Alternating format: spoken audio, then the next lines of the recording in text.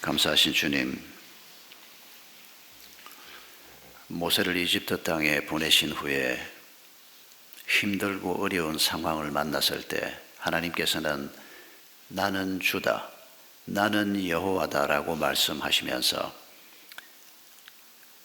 모세와 이스라엘 백성들 가운데 또 새로운 일을 행해 주셨습니다. 저희가 신앙생활을 하는 과정에서도 하나님께서는 자주 새로운 모습으로 저희를 찾아와 주심을 감사합니다. 저희들이 죽는 날까지 하나님을 새롭게 배우게 하시고 경험하게 하시고 우리를 붙들어 주시는 하나님에 대한 기대를 어떤 상황 속에서도 어떤 핍박과 어려움 속에서도 놓지 않도록 저희들에게 은혜를 베풀어 주시옵소서. 모세와 이스라엘 백성들에게 주 여호와로 나타나신 하나님을 바라보며 이 시간 그 하나님이 다시 한번 저희 앞에 또 새로운 모습으로 나타나 주시기를 간구하오며 예수님의 이름으로 기도하옵나이다. 아멘. 본문 말씀을 묵상하면서 오래전 일을 이번 한 주간 동안 제가 자주 떠올렸습니다. 1994년 10월이면 제가 42살이 채 안 될 때였습니다. 그해 10월 어느 목요일 저녁에 교회에서 남자 사역반을 인도하는 중에 코로 입으로 피가 터져나오고 병원에 실려갔습니다. 그리고 일주일 동안 병원에 입원해서 아주 세밀한 검사를 받았는데 다행히 별 문제 없다, 스트레스 받지 말고 운동해야 한다, 앞으로 또 무슨 일이 생길지 모른다, 그런 정도의 진단을 받고 약 먹으라는 것도 없고 잘 퇴원을 했습니다. 회복이 잘 되고 한 달 쉰 후에 다시 사역에 복귀했음에도 불구하고 얼마 지난 후에 제 마음속에 어느 날 굉장히 큰 시험이 왔습니다. 제가 믿음이 썩 좋은 편은 아니지만은 좀 낙천적인 사람이어서 웬만한 일이 있어서는 걱정하거나 그러진 않습니다. 믿음 없는 사람에게는 이 성격도 한몫한다는 걸 제가 제 개인의 경험을 통해서 늘 느낍니다만은 천하 없는 일이 있어도 일단 밥은 먹고 봐야 되고, 부부싸움을 하다가도 배가 고프면 우리 밥 먹고 싸우자, 제 아내가 기가 막혀 하는 그런 표정을 제가 젊을 때 자주 봤습니다만은 성격입니다. 우리 아버지 어머니 성격을 물려받은 겁니다. 제가 젊을 때는 그게 제 믿음인 줄 조금 착각하기도 했습니다만은, 그런데 그렇게 한번 쓰러지고 회복이 돼서 다시 사역을 시작하는데 어느 날 마음속에 무슨 생각이 드는 거 하니까, 내가 만약에 건강 관리가 안 돼서 이대로 쓰러지면 홀 어머니 봉양은 어떻게 하고 젊은 아내와 아이 셋은 어떻게 하나, 원래 물려받은 재산도 없고 목사로 살다 보니까 헌금빚만 늘어나고 내가 죽는다는 것은, 혹은 내가 덜어눕는다는 것은 이건 아주 비참하기 짝이 없는 현실로 직결되는 건데 이 일을 어떻게 하나, 이런 두려움이 몰려오기 시작한 겁니다. 그 전에는 한 번도 생각해 본 적이 없었던, 왜냐하면 건강했고 또 하나님이 계시다고 믿고 어릴 때부터 염려할 일이 아니었기 때문입니다. 그런데 한번 그런 경험을 하고 난 다음에 제 낙천적인 성격을 가지고 도저히 해결되지 않는 이런 두려움이 몰려오기 시작하는데, 이게 얼마나 큰 시험인가를 제가 한 2달 동안 느꼈습니다. 집중할 수가 없었습니다. 기도를 할 수가 없었고 설교 준비를 해도 이 염려가 그치지 않았고 마음이 가라앉기 시작하는데 한 2달 동안 정말 죽을 맛이었습니다. 찬송을 부르고 염려하지 말라 이런 찬송만 골라서 부른 겁니다. 찬송 전체를 골라서 그걸 1시간, 2시간씩 불러보기도 하고 성경 귀절 중에서도 염려하지 말라만 골라서 몇 시간을 소리내서 읽기도 하고 부르짖고 기도하기도 하고, 그런데 이 마음이 없어지질 않는 겁니다. 그 두려운 마음, 걱정되는 마음, 내가 하나님을 안 믿는 건 아닌데도 계속 설교를 하고 있고 목사로 사는데도 그 마음이 한 달이 지나도 2달 가까이 되는데도 없어지지가 않는 겁니다. 그런 마음으로 설교를 안 하면 또 안 되지 않습니까? 내가 지금 이런 상태니까 좀 쉬겠소 그러면 교회에서는 그만두라 그럴지도 모르는데 그 말도 못하고 혼자서 끙끙거리고 설교는 또 해야 되고, 정말 죽을 맛이었습니다. 이대로 목회하는 것도 그만둬야 되는 거 아닌가 하는 두려움이 느껴질 정도였습니다. 복목년이라는 모임을 같이 하는 친구 그룹이 한 10가정 있었습니다. 제가 그때 총무를 맡고 있었는데 제가 그런 시험에 빠져서 한 2달 가까이 씨름하고 있을 그때 양지에서 콘도를 빌려서 우리 한 10커플이 모여서 1박 2일 수련회를 하게 돼 있었습니다. 그래서 제가 준비를 하고 예약을 하고 해서 한 20여 명, 10커플 정도가 양지 콘도에서 모였습니다. 월요일 오후 한 3시쯤에 간단하게 개회 예배를 드리고 그 다음에 뭐 독서 발표도 하고 뭐 설교에 관한 얘기도 하고 1박 2일 프로그램이 진행이 될 참이었는데 회장 목사님이 간단한 설교를 하고 제가 사회를 하고 사실 그 예배는 그 설교는 굉장히 의례적인 것이었습니다. 뭐 목사들이 모여서 수련회를 하면서 예배도 안 드리고 할 수는 없으니까 그래서 제가 회장 목사님한테 목사님 설교 짧게 하십시오. 뒤에 순서가 많으니까 이러고 시작한 예배였습니다. 제가 맨 앞자리에 앉아있고 뒤에 한 7, 8명이 앉아있고 앞에 회장 목사님이 정건두 목사님이었습니다. 이분이 한 10분 설교를 한다고 앞에 섰는데 어떻게 설교를 시작하셨는가 하니까 천지를 지으신 하나님께서 라고 설교를 시작했습니다. 그때 성경 본문은 뭐였는지 기억은 나지 않습니다. 그런데 맨 앞에 앉아있던 제가 설교자가 천지를 지으신 하나님께서 라고 말을 시작하는데 그 말이 제 가슴에 꽂히듯이 다가왔습니다. 그렇지. 하나님이 천지를 지으신 분인데 하나님이 모든 것을 지금도 다스리고 계시는 분인데 내가 지금 2달이 다 되도록 이게 명색이 목사라는 사람이 지금 이게 무슨 꼴인가? 이런 자책감과 함께 하나님에 대한 확신이 마음속에 몰려오는데 눈물이 쏟아지기 시작했습니다. 어쩌면 내가 이렇게 믿음 없는 자일 수 있나? 내가 하나님을 믿는다고 하면서 이 염려에서 어떻게 이렇게 벗어나지 못할 수가 있나? 짧은 설교를 하는 동안에 계속 앞에서 울고 있는데 설교하시는 분은 자기가 설교를 시작하자마자 은혜 받는 설교 짧게 하라 그러던 총무를 보고는 기분이 좋아가지고 설교를 그날 굉장히 길게 하셨습니다. 참 놀라운 것은 그날 그 짧은 예배 가운데 천지를 지으신 하나님이라고 하는 그 표현이 마음에 다가오면서 그 예배가 끝나고 난 다음에 한 2달 동안 제 마음에서 떠나지 않던 불신앙, 염려 이런 것들이 깨끗이 없어져 버렸습니다. 어쩌면 그럴 수가 있을까 싶을 정도로 어릴 때부터 교회를 나갔고 신학 공부를 하고 목사가 됐고 사역을 한참 하고 있고 40 초반이면 목사 된 지도 벌써 한 10년 가까이 됐을 때인데도 그런 문제에 시달릴 때 하나님께서 제게 천지를 지으신 하나님, 내 염려를 책임져 주시는 하나님으로 새롭게 나타나 주셨던 것입니다.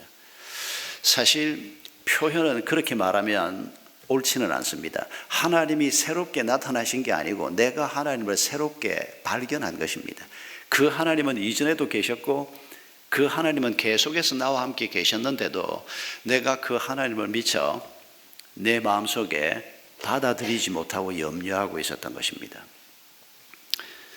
저는 오늘 출애굽기 6장 본문을 읽으면서 모세와 이스라엘 백성들에게 나타나신 하나님께서 제게 그런 방식으로 나타나셨던 것과 아주 흡사하다 이 생각에서 벗어날 수가 없었습니다. 아마 여러분들도 이런 비슷한 경험들을 들어 하실 것입니다. 하나님께서 안 가겠다는 모세를 설득해서 이집트로 보냈습니다. 그리고 마침내 바로에게 가서 내 백성을 하나님께서 보내라고 한다고 전달을 했습니다. 그런데 화가 난 바로가 이스라엘 백성들에게 더 강한 노역을 시키고 더 강팍한 마음을 가지고 도전하기 시작했습니다. 그랬을 때 이스라엘 백성들은 하나님이 당신들에게 벌을 내리면 좋겠다. 모세와 아론에게 말입니다. 자기들을 해방시켜 줄 자로 하나님이 보내주셨다고 기뻐했던 사람들이 어려움이 오니까 상황이 더 힘들어지니까 하나님이 당신들에게 벌을 내리면 좋겠다 이렇게 말할 정도로 상황이 악화되고 바로는 바로대로 더 강팍해지고 모세는 절망할 수밖에 없었습니다. 모세가 어떻게 이런 정도의 상황에서 이렇게 절망적인 기도를 할 수 있을까? 그렇게 생각하는 분은 아직도 사람을 너무 모르는 분입니다. 모세건 누구건 여러분, 우리가 다 성정이 같은 사람들입니다. 두려움이 생기고 문제가 생길 때 그게 우리에게 얼마나 아픈 것인가를 나의 일이면 우리가 아는데 남의 일이 되면 그걸 우리가 깊이 느끼지 못할 뿐입니다. 여러분, 모세가 출애굽기 5장 22절에서 이렇게 기도하지 않습니까? 주님, 어찌해서 주님께서는 이 백성에게 이런 괴로움을 안겨주셨습니까? 왜 나를 이곳으로 보내셨습니까? 이런 깊은 절망에 빠진 기도를 하나님 앞에 올려드립니다. 이때 하나님께서 모세에게 오셔서 하신 말씀이 나는 주다. 우리 세번역에는 나는 주다 이렇게 번역이 되어 있는데 우리 개역 성경에는 나는 여호와다 이렇게 번역되어 있습니다. 주란 말과 여호와다라고 하는 말은 같은 말로 이해하시면 됩니다. 나는 주다, 나는 여호와다 이 말을 2절에서 6절에서 7절에서 8절에서 10절에서 13절에서 반복해서 하나님께서 말씀하고 있습니다. 새로운 하나님이 그 앞에 나타나신 것은 아닙니다. 이미 오래전부터 하나님이 함께 하신다는 것을 그들이 알고 있었습니다. 그리고 여호와라고 하는 이름 자체도 출애굽기 3장에서 이미 여호와라는 이름을 하나님께서 모세에게 가르쳐 주셨습니다. 그런데도 하나님께서 다시 나는 주다, 나는 여호와다라고 말하면서 네가 그 상황 속에 있으면서 그 어려움 속에 있으면서 나를 다시 한번 바라봐라. 내가 어떤 존재인가를 네가 그 상황 속에서 다시 한번 깨닫기를 바란다. 이런 마음으로 주님께서 새로운 이름과 함께 새로운 하나님의 모습으로 자기 백성에게 다가오시는 것입니다. 나는 주다, 나는 여호와다라고 하는 이 표현과 더불어서 주님이 주신 말씀을 오늘 본문에서 보면 여호와는 언약을 성취하시는 하나님이시다라고 하는 뜻으로 말씀하고 계십니다. 3절에서 이렇게 말씀하지 않습니까?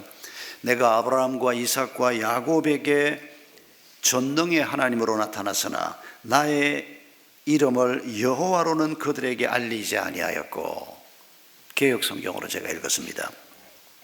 전능의 하나님, 엘샤다이 하나님, 너희 조상들에게 내가 얼마나 능력이 크신 하나님인가 내가 이미 알려주었지만은 이제 여호와 하나님으로, 여호와라고 하는 이름은 이미 설명드린 것처럼 하나님께서 자기 이름을 모세에게 처음 가르쳐 주셨던 이름입니다. 그런데 이미 가르쳐 주신 그 이름을 가지고 지금 모세에게 그리고 이스라엘 백성들에게 뭐라고 말하는 거 하니까 너희 조상들에게 내가 했던 그 언약을 내가 기억하고 있다.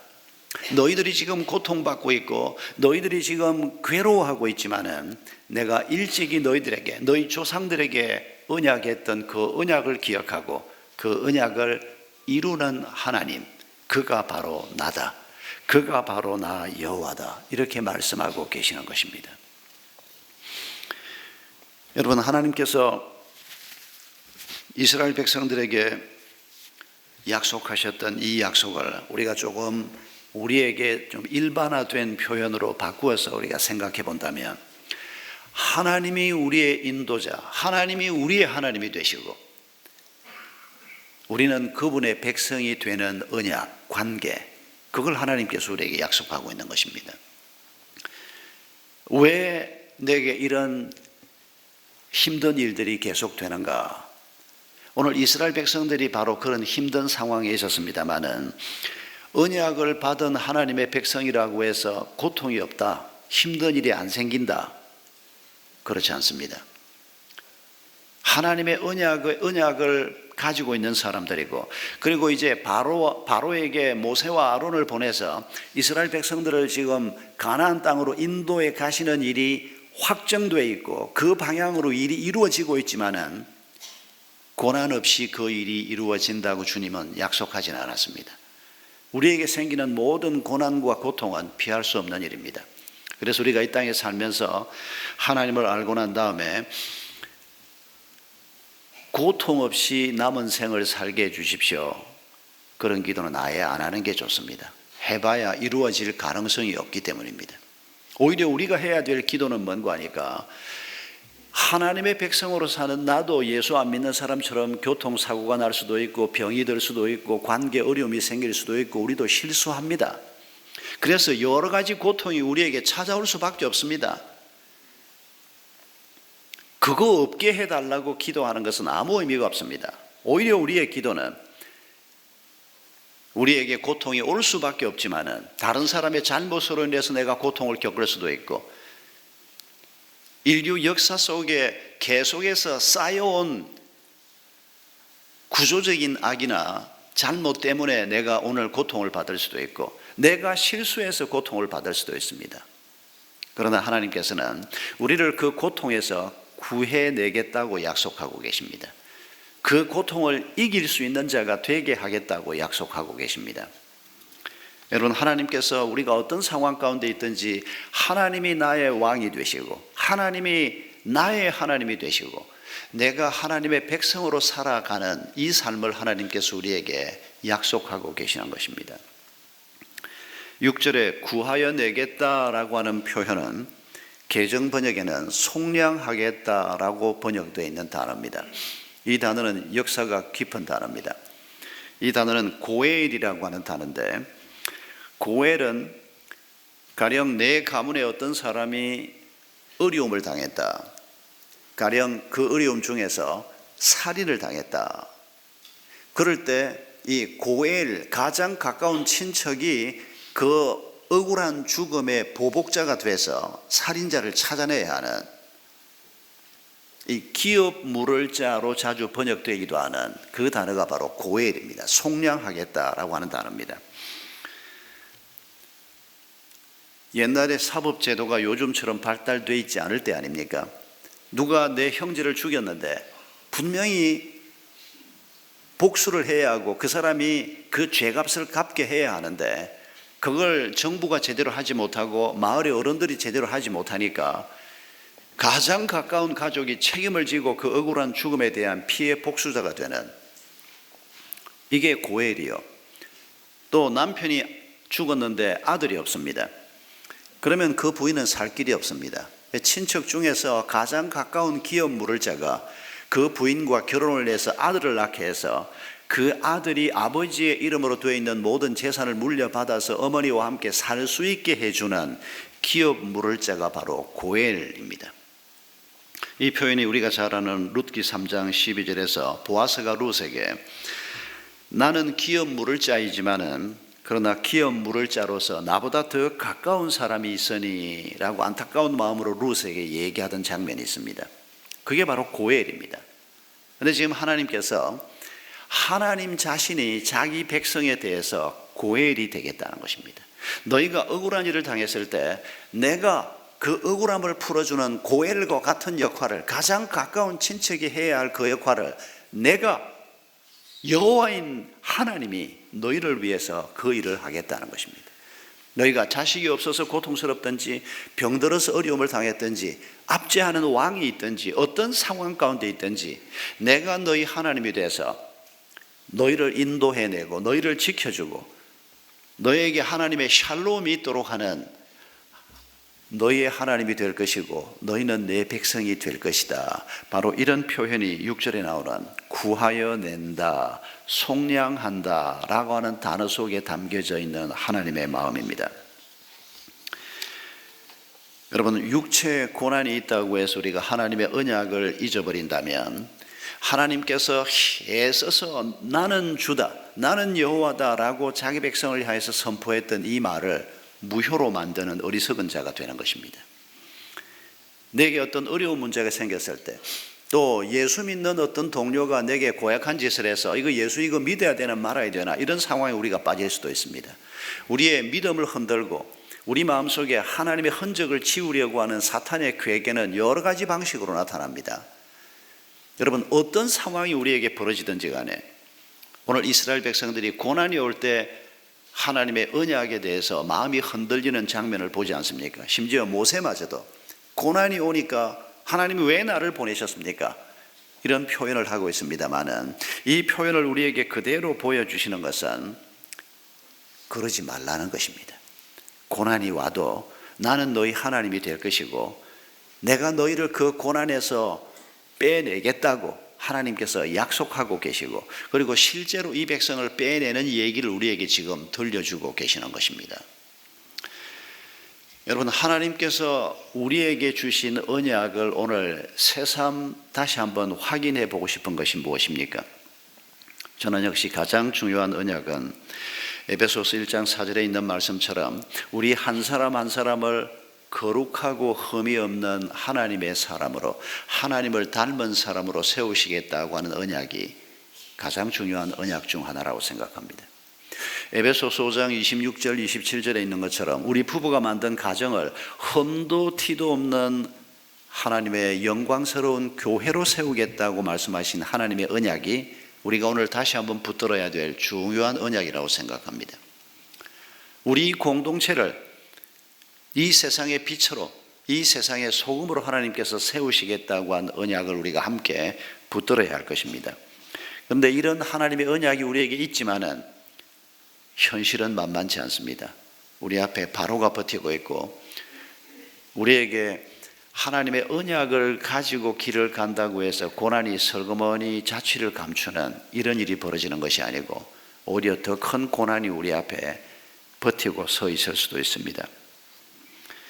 그런데 이렇게 어려움을 당하는 모세에게, 실망하고 좌절하고 있는 모세에게 하나님은 자신이 여호와라고 말씀하시면서 동시에 또 뭐라고 말씀하십니까?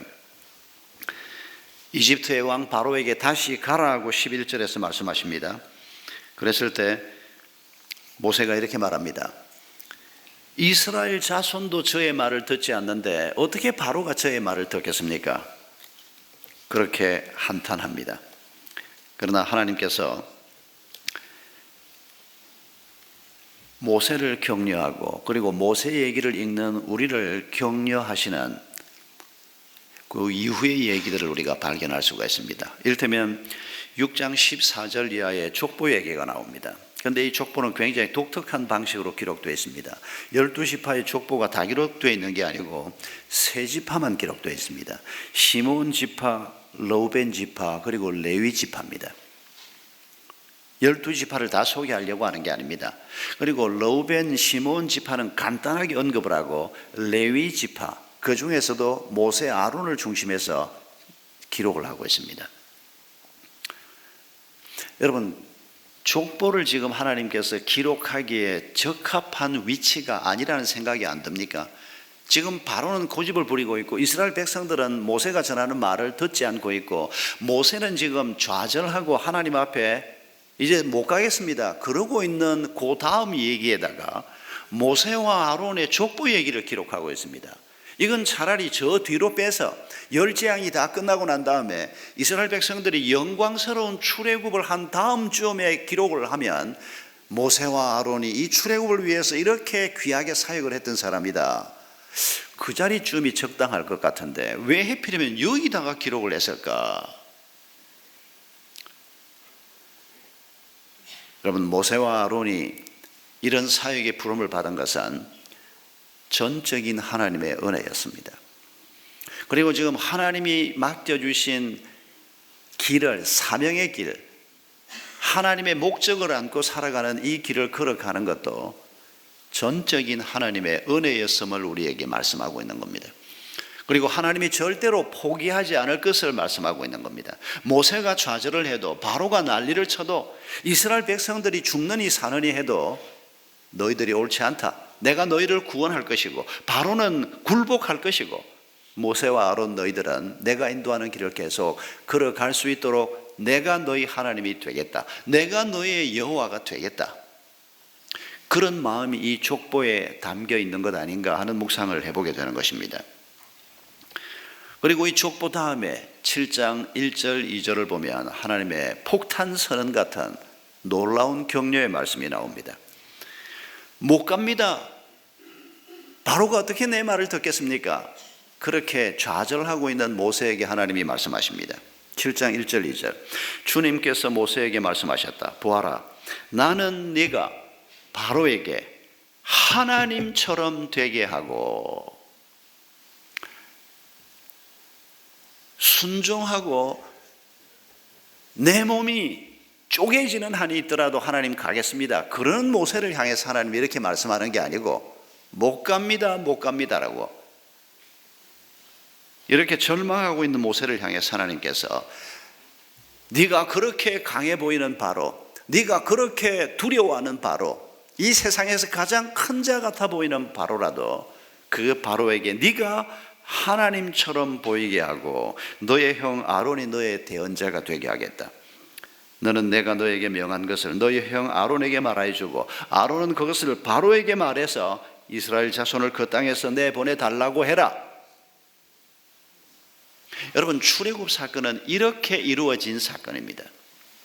위대한 영도자 모세가 나서서 일이 된 게 아니고 모세는 계속해서 좌절할 수밖에 없고 절망할 수밖에 없는 무서운 현실이 있었고 그 좌절에서 스스로의 힘으로는 도저히 벗어날 수 없었던 사람이 모세였습니다. 그러나 하나님께서 그 모세를 붙들고 내가 너를 바로 앞에서 네가 그렇게 두려워하는 자, 강해 보이는 자, 많은 것을 가지고 있는 자, 너를 대적하는 그의 앞에서 너를 하나님처럼 보이게 하겠다. 여러분, 이게 모세에게만 주신 약속이 아니고 오늘 우리에게도 동일하게 주신 약속인 것을 잊지 마십시다. 여러분, 오늘 그리스도인으로 살아가려고 하는 내 앞에 버티고 있는 모세가 어떤 것입니까? 우리 모두 앞에 모세가 바로가 있습니다. 모세 앞에 바로가 있었던 것처럼 우리 모두 앞에 바로가 버티고 있습니다. 여러분, 그걸 잘 파악하시는 것이 우리의 신앙생활에서 아주 중요합니다. 낮은 자존감입니까? 우리가 살아온 과거가 오늘 우리를 만듭니다. 하나님을 알지 못하고 살아오면서 좌절하고 실패하고 무너지고 그러다 보면 이 땅에 살고 있는 모든 사람들이 자존감이 낮을 수밖에 없습니다. 하나님께서 우리를 내가 너의 하나님이 되고 네가 내 백성이 될 것이다 라고 하는 이 말씀을 붙들면 이 세상에서 가장 큰 자존감을 갖는 사람이 될 것입니다. 여러분, 낮은 자존감이 우리 앞에 버티고 서 있는 바로일 수 있습니다. 재정적인 문제가 바로일 수 있습니다. 우리에게 남아있는 상처나 우리에게 남아있는 못된 습관이 바로일 수 있습니다. 아직도 이기지 못하고 있는 죄의 문제가 우리의 바로일 수 있습니다. 그러나 그 바로가 어떤 바로이든지 간에 하나님은 그 바로 앞에서 모세를 하나님처럼 되게 하는 것처럼 우리를 우리의 아빠 되신 하나님처럼 만드시겠다고 지금 약속하고 계시는 것입니다. 실감이 안 나십니까? 너무 표현이 엄청나서 이걸 믿어야 되나 말아야 되나, 믿지 못한다고 말하기에는 너무 죄송스럽고 믿는다고 말하기에는 너무 엄청나고, 여러분, 우리 마음속에 이런 갈등이 생길 수밖에 없습니다. 그러나 우리의 믿음대로 될 것입니다.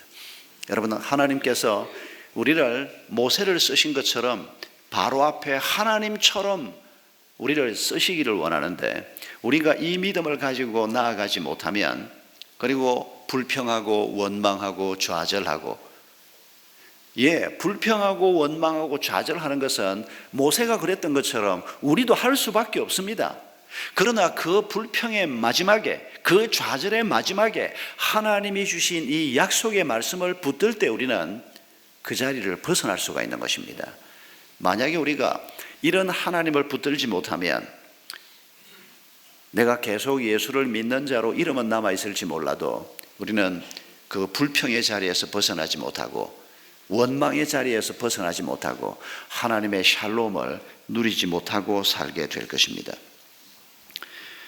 여러분, 바로를 생각하면 참 안타까운 마음이 많이 듭니다. 어떻게 바로는 그렇게 계속 고집을 부릴까? 무려 10재앙까지 계속 고집을 부리지 않습니까? 바로 앞에 하나님께서 놀라운 일을 행하시는데도 왜 바로는 그걸 받아들이지 못했을까? 여러분, 차이가 무엇인 것 같습니까? 바로와 모세 앞에서 하나님이 여러 가지 일을 행했지 않습니까? 그런데 모세는 그게 하나님이 행하신 일이요, 하나님이 목적을 가지고 이 일을 행하신 것이라는 것을 알고 있는데, 그래서 하나님이 열 재앙을 행하셨다고 우리가 표현하지만은 그 열 재앙이란 말은 바로에게 재앙이었지 이스라엘 백성들에게는 재앙이 아니었습니다. 하나님의 놀라운 능력이 나타난 것이었습니다. 여러분, 바로가 그게 재앙이라고 받아들일 수밖에 없었던 것은 하나님을 받아들이지 않았기 때문입니다. 하나님 편에 서지 않았기 때문에 바로는 놀라운 하나님의 능력이 나타나는 것을 보면서도 고집을 부리게 되고 하나님이 행하시는 일을 재앙이라고 말할 수밖에 없는 이런 자리에 서 있었던 것을 기억하십시다. 여러분, 고난의 문제도 마찬가지일 것입니다. 바로는 내가 이 백성들을 고통스럽게 만들면 광야로 가느니 어쩌느니 하는 이따위 소리를 안 할 거다. 자기는 고통을 줄 수도 있는 자요, 그리고 그 고통을 가지고 이 문제를 해결할 수 있다. 그런 방식으로 바로는 고난의 문제를 보고 있었습니다. 모세도 그 고난 앞에 두려워했고 이스라엘 백성들도 두려워했습니다. 그러나 하나님께서는 뭐라고 말합니까? 그 고난을 두려워하지 말라는 것입니다. 그 고난 때문에 물러서지 말라는 것입니다. 그 고난 때문에 하나님이 주신 언약을 놓지 말라는 것입니다. 여러분, 이런 하나님의 마음을 우리가 오늘도 동일하게 들을 수 있어야 할 것입니다. 우리가 겪고 있는 어떤 문제가 생기든지 간에 그 속에서 하나님은 우리에게 주신 그의 언약을 이루어 가시는 분이십니다. 그 언약을 우리가 바라보면서 앞으로 그 언약이 이루어질 것을 미리 내다보면서 지금 현재 우리가 고난의 문제를 어떻게 보라고 얘기합니까? 야고보서 1장 2절을 보면 사도 야고보는 이렇게 말합니다. 너희가 여러 가지 시험을 당하거든 어떻게 하라고요? 온전히 기쁘게 여기라. 아니, 시험이 오는데, 고난이 오는데, 고통이 찾아왔는데 그걸 왜 그냥 기쁘게 여기라도 아니고 온전히 기쁘게 여기라. 고난 자체를 기뻐하라는 것입니까? 아닙니다. 고난은 기뻐할 대상이 아닙니다. 천국에 가면 어떤 종류의 고난도 없을 것입니다. 고난을 기뻐하라고 하는 것은 고난 그 자체를 기뻐하라는 것이 아니고 그 고난이 우리를 이길 수 없다는 것을 기뻐하라는 것입니다. 그 고난 때문에 우리가 꺾이지 않을 것을, 그리고 그 고난을 잘 통과할 때 하나님께서 우리에게 인내를 주시고 우리가 점점 그리스도를 닮아가는 것을, 하나님의 약속이 그 고난 속에서도 성취되는 것을 기뻐하라는 것입니다. 여러분, 우리가 그런 눈으로 고난을 바라본다면 오늘 또 앞으로 우리가 살아가면서 어떤 어려운 상황을 만나더라도 우리가 나는 여호와다라고 말하시는 이 하나님을 붙들고 한 걸음 한 걸음 하나님의 평화를 이 땅에서부터 누리면서 우리의 길을 걸어갈 수 있을 것입니다. 관건은 모세처럼 하나님의 편에 서서 하나님이 인도하는 길을 걸어가려고 하느냐, 아니면 바로처럼 하나님의 반대편에 서서 하나님이라고 하는 저 신이 내 노예들을 내게서 뺏어가고 내 재산을 뺏어가고 내 왕국을 약하게 만드는 자 아니냐, 하나님을 그런 눈으로 보고 있으니까 바로가 하나님께 순종할 수가 없는 것입니다. 바로가 하나님을 잘못 보고 있는 것입니다. 바로는 하나님보다 오히려 자기가 가지고 있는 왕의 영광, 이집트 왕국의 영광을 자기 방식으로 만들어가는 것을 더 중요하게 생각하니까 하나님이 그의 앞에서 그렇게 놀라운 일을 행하는데도 그걸 볼 수가 없었던 것입니다. 여러분, 이게 바로만이 아닙니다. 오늘 우리가 교회 안에 들어와 있고 우리가 믿음을 가지고 있다고 하면서도 우리의 삶의 목적이 하나님 편에 있지 않다면, 내가 직장 생활을 하는 목적이 하나님과 같은 목적이 아니라면, 내가 아이를 키우는 목적이 하나님과 같은 목적이 아니라면 하나님이 내 앞에서 크고 놀라운 일을 행하는데도 우리는 하나님의 여호와 되심을 보지 못할 가능성이 얼마든지 있습니다. 바로는 이집트 왕궁에만 있었던 것이 아니고 도처에 있기 때문입니다. 교회 안에도 있을 수 있기 때문입니다. 우리 속에 이 바로가 언제든지 자리를 잡고 우리를 끌고 갈 수 있기 때문입니다. 여러분, 오늘 우리가 개인적으로 겪고 있는 어려움이 어떤 어려움이든지 간에, 난관이 무엇이든지 간에 나는 여호와라고 말씀하시는 그 하나님을 새롭게 바라보시기 바랍니다. 그리고 우리를 어떤 고난도 넉넉하게 이겨내게 하시고 어떤 좌절과 실망도 이겨내게 하시면서 우리의 하나님이 되시고 우리가 그의 백성으로 살아가게 하시는, 그리해서 어떤 상황 속에서도 하나님의 놀라운 뜻이 이루어지게 하는 이런 하나님의 일하시는 모습을 우리가 모세를 통해서 확인하고, 그리고 그 하나님이 오늘 내 삶을 통해서도 동일하게 일하실 것을 기대하는 마음으로 우리 함께 찬송하겠습니다. 하나님의 뜻이 모세와 그 시대 사람들에게 이루어진 것처럼 오늘 우리에게도 이루어지게 하옵소서. 우리의 기도를 담아서 함께 하늘에 계신 우리 아버지 찬송하겠습니다.